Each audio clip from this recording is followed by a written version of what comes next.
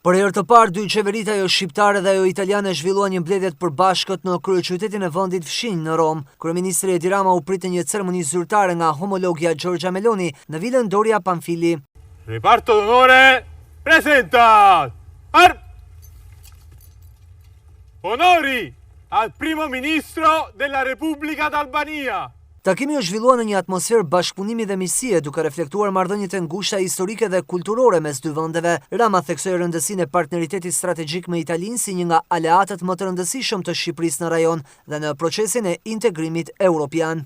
Një tjetër ditë historike në marrëdhëniet ndërkombëtare të Shqipërisë, mbledhjen e parë përbashkët mes dy qeverive që zhvillohet në Rom për t'i hapur rrugë 16 marrëveshjeve të reja konkrete të bashkëpunimit në kuadër të partneritetit të ngushtë strategjik me fshinjin tonë të çmuar perëndimor, shkruan Rama.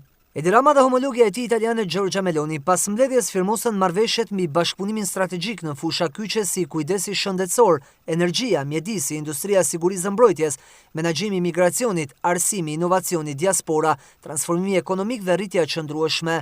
Në total u nënshkruan 16 marrëveshje dhe memorandume mirëkuptimi, të cilat synojnë të thellojnë bashkëpunimin praktik mes institucioneve të dy vendeve. Këto marrëveshje pritet të hapin një kapitull të ri në marrëdhënie dypalçe Shqipëri-Itali, duke dhënë një dimension më të gjerë partneritetit strategjik të firmosur që prej vitit 2010.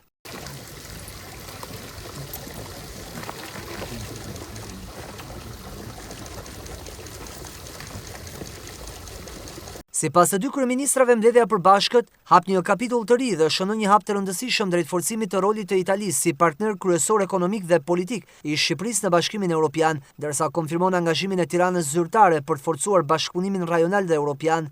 Në fund të takimit, Rama dhe Meloni vun theksin tek fakti se ky është vetëm fillimi i një bashkëpunimi më të thelluar që do të sjellë përfitime konkrete për qytetarët e të dy vendeve.